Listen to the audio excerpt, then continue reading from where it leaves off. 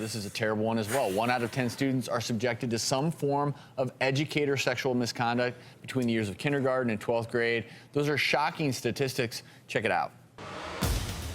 A Los Angeles high school student is suing his former teacher for sexual abuse, claiming he was drugged and given alcohol to initiate a sexual relationship. According to the lawsuit, the 28-year-old female teacher also lured him with trips to Disneyland and gifts, including a $400 video game console.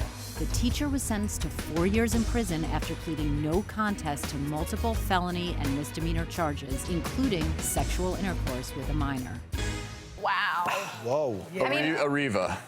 Yeah. How does this happen? What's shocking to me is when you see these stories and it involves a female teacher, you can look at the comments online, and sometimes people are like, hey, you know, he made out with his teacher. Why is that a crime? Or he scored big. And they don't understand that just because the teacher is a female doesn't make it any less criminal. No. It is still a crime for an adult to have sex with a minor. And you think about the confidence and trust that students should have in their teachers and the betrayal that happens when a teacher starts giving you gifts and next thing you know, they're taking you home and having sex. Do you think, should she also have an element of psychotherapy? Because this is not normal. Let me ask Stacy, because Stacy obviously is a psychotherapist.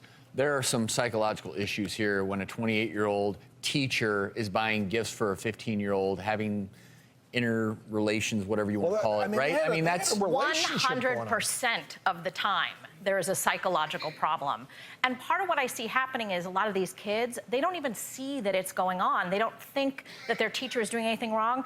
And oftentimes I hear parents, I just had a parent say to me the other day, whose teacher was doing this with her son, well, I thought it was a little weird that they were going bowling all the time, but I didn't really think she would do anything wrong. And that's that moment where I say, if your intuition says there's something wrong, there is something wrong, and you need to educate your kids on what is appropriate teacher behavior. That's one of those signs, and that's a good point, Stacy, that parents often overlook. If your teacher is showing interest in your child in a way that's different from the rest of the classroom, that's a red flag. If they're texting your child, if they're sending emails and it's only to your child and not the rest of the classroom, then you need to be asking questions about why. Yeah, the only reason you should be bowling with your teachers if it's the whole class is going. We did reach out to the Los Angeles Unified School District. They had no comment.